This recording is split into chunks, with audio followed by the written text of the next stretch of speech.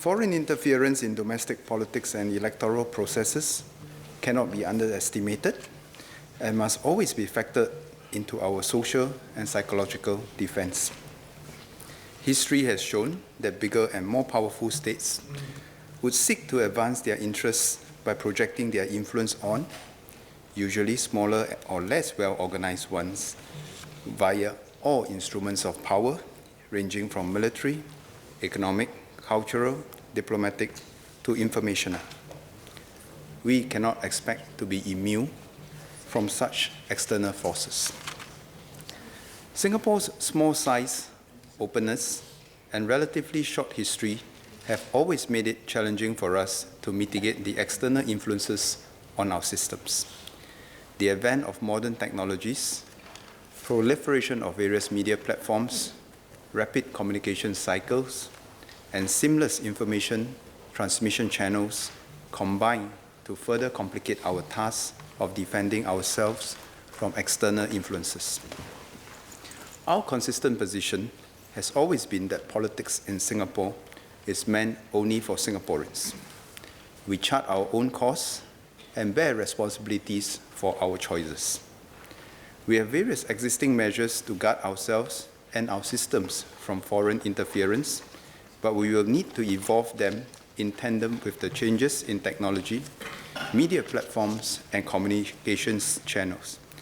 Let me share some of our existing measures. First, our election laws expressly prohibit foreigners from taking part in election activities. For instance, the Political Donations Act prohibits election candidates and political parties from accepting foreign funding. Under the Societies Act, only Singapore citizens can be members of political associations, and these associations must not have affiliation or connection with any organization outside of Singapore that is contrary to our national interests.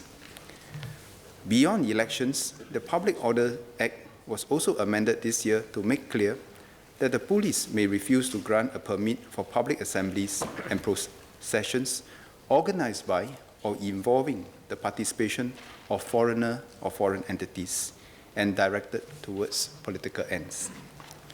Second, we have measures to protect government networks and IT systems so that they are not used by others to subvert our election process.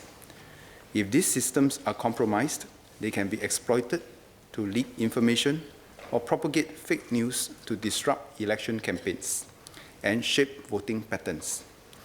However, cybersecurity is a collective responsibility. Election candidates and political parties also need to safeguard their own systems. If they require advice on the security of their IT systems, they can approach SingCert, a division of the Cybersecurity Agency. Third, to prevent foreigners manipulating our media platforms to influence local politics, the Newspaper and Printing Presses Act and the Broadcasting Act allow the government to restrict and control the ownership of newspapers and broadcast media. Funds from foreign sources for non-commercial purposes are prohibited for newspaper companies, broadcasting companies, and corporatized online news entities. Madam, despite these measures, it is critical for Singaporeans ourselves to recognize that foreign influence campaigns continue to exist. The avenues of these campaigns are multifaceted.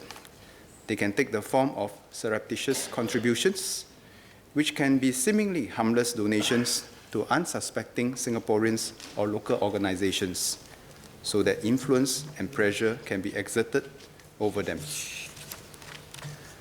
This threat of foreign influence is compounded by the pervasive use of the internet and social media. Our government agencies, such as the National Library Board, and organizations like the Media Literacy Council have also embarked on various programs such as the Better Internet and the Source, Understand, Research and Evaluate Program, or SURE for short, to help Singaporeans become more discerning in what we read. Nevertheless, the government must also be able to step in to ensure that fake news which impacts society is not allowed to spread unchecked. Through consultations with stakeholders, the government will be introducing legislation accompanied by public education and, where appropriate, co-regulation with industry players. Madam Speaker, Singapore politics and our political processes are for Singaporeans only. The integrity of our democratic process is the collective responsibility of all stakeholders and our electorate. Each one of us must play our part by being vigilant and discerning about what we might have read or hear in order to safeguard our democratic processes from being undermined by foreign influence.